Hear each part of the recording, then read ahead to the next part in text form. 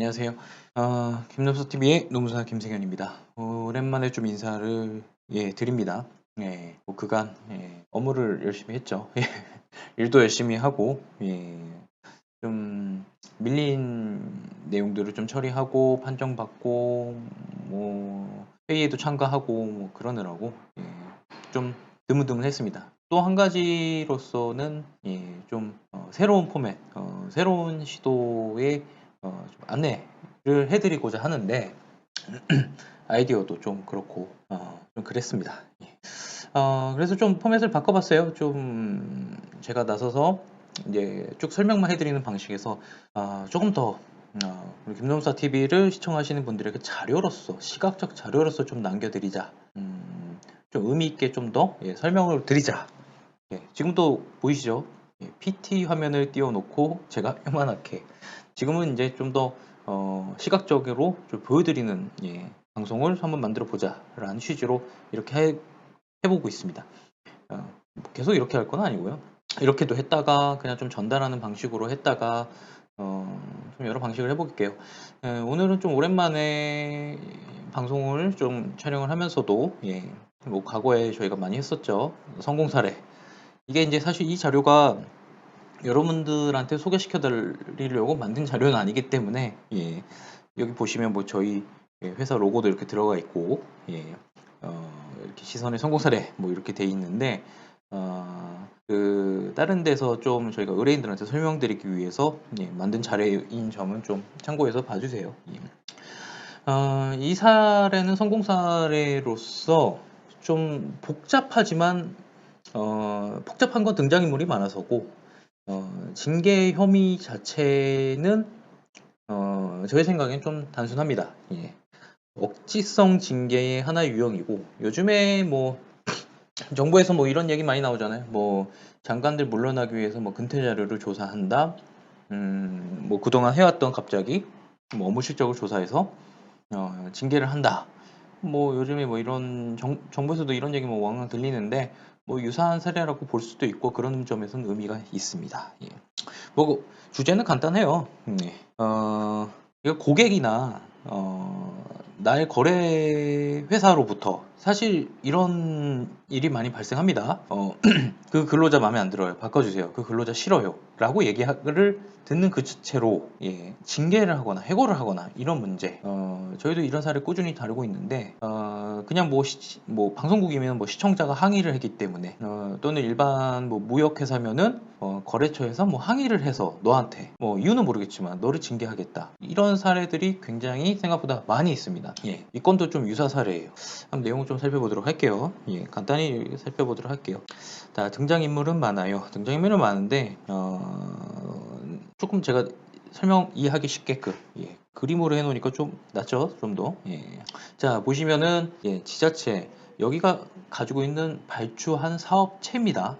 보통 이제 여러 가지 일을 지방자치단체에서 정부도 그렇고 직접 수행하기보다는 이렇게 회사한테 도급을 발주해서 공사를 받고 그 공사가 혼자 하면 끝나는데 하도급에 이런 식으로 넘어가서 진행하게 됩니다. 이런 관계에서 좀 발생한 일인데 여기 보시면은 이제 위탁을 처음에 지자체에서 이 시사라고 되어 있는데요. 보통은 이런 데가 이제 큰 회사예요. 뭐 종합건설사 아니면 뭐 기본적으로 자격 면허를 다 갖춘 이제 큰 회사들에서 이런 업무를 맡죠. 공사를 이제 도급을 받아서 자신의 하청업체인 BEF사 얘게 얘네가 이제 다 같이 이제 벤더사라고도 이제 부르는데 업무를 이제 총 도급으로 이제 넘긴 사안에서 이제 발생한 사건이에요. 이 사례는 노동자 A 씨가 이 B사라는 회사 소속에서 발생한 사건입니다.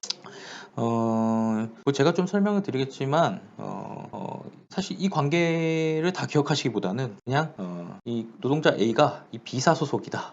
이 노동자 G도 B사 소속이다. 이 사람은 나중에 뭐 한 사람이냐면 이 A를 감시하는 이제 감시인 역할을 하는 사람이에요. 이런 사안에서의 징계가 정당했느냐의 문제를 노동위원회에서 따지고 노동위원회에서 종결을 하고 복직해서 정상적으로 일을 했던 그런 케이스라고 볼 수 있습니다. 예, 뭐, 이 사업이 이제 시작되어졌는데요. 이제 책임자, 노동자 A죠. 예, 이 B사의 노동자인 이 A씨가, 이제 같은 벤더에서 이제 일을 하는 이제 하청업체, 예, 이제 C의 하청업체죠. 이 C사의 하청업체들 중에, 3개 중에 2개가 파산을 합니다. 예.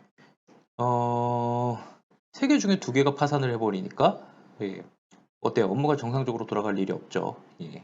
그러니까 이제 이 원도급사, 원청, 이 지방자치에서 이제 일을 받은 이 C사는 이 업무를 어떻게 수행할 것이냐에 대해서 이제 망한 회사한테는 뭐 책임을 물을 수가 없으니까 이 B사의 노동자인 A씨한테 이렇게 계속 푸시를 넣는 거예요. 예. 어떻게 현장을 추진할 것이냐, 어떻게 업무를 추진할 것이냐, 이 부분에 대해서 남은 이제 이 노동자만, 예, 엄청나게 스트레스를 받게 되는 그런 상황이죠. 예.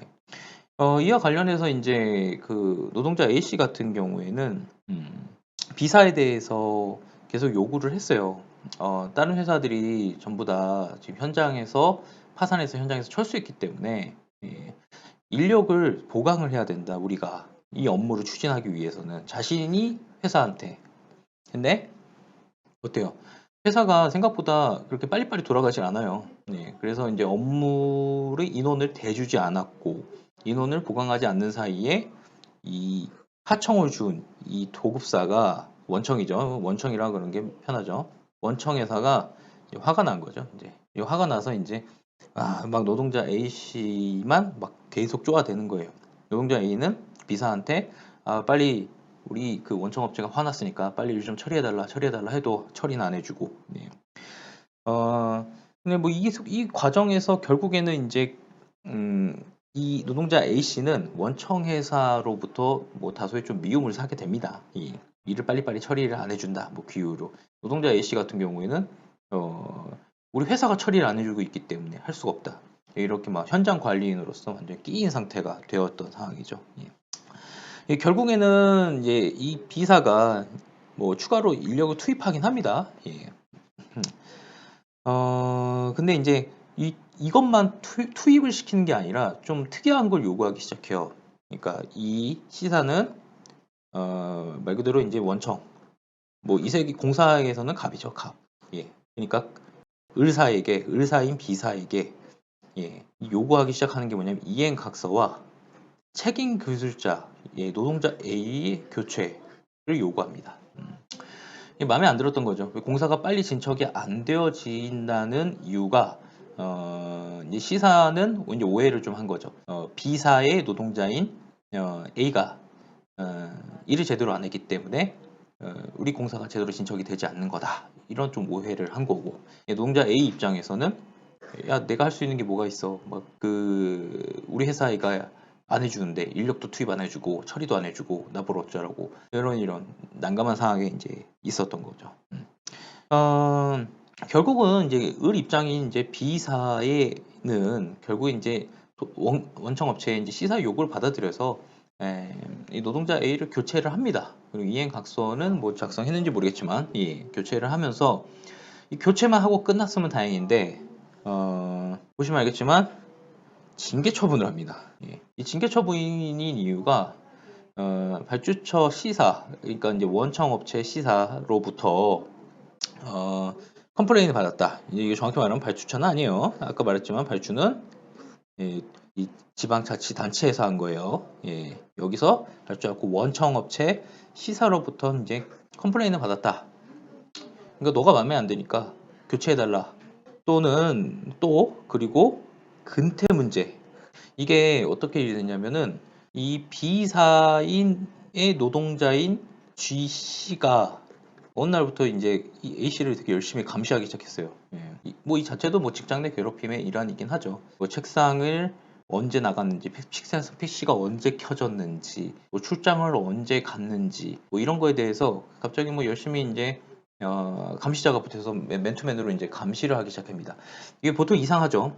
보통은 이러한 문제가 발생하면은 시스템을 점검하는 게 일반적이죠, 사실은. 그러니까 이 사람의 근태를 문제 삼으려면 없는 시스템을 만들어내거나 아니면은 기존 시스템을 점검을 해서 뭐 경고를 하거나 관리를 하는 게 이제 보통은 방식인데 감시자를 붙인 거예요. 갑자기 감시자를 붙여서 A씨의 근태를 보고해라 이런 방식으로. 예. 당시에 어떤 방식으로 이제 근태를 이루어졌냐면은 A씨가 화장실 가면은 화장실 갔다고 그걸 카메라로 촬영을 해놓고, 네. 예를 들어 뭐 A씨가 뭐 출장 때문에 자리 비우면은 자리에 없다고 이걸 촬영을 해놓고 뭐 이런 식이었어요. 근데 A씨도 사실상 현장 관리인이기 때문에 수시로 자리를 비우는 일이 많았고, 현장에서 솔직히 이제 중앙 통제를 받기는 좀 어려운 자리였죠. 왜냐면은 나름 자기도 관리직이기 때문에. 예. 근데 문제는 뭐예요? 제가 뭐 저희 방송 통해서 계속 얘기했지만 징계는 행위 책임이에요. 행위.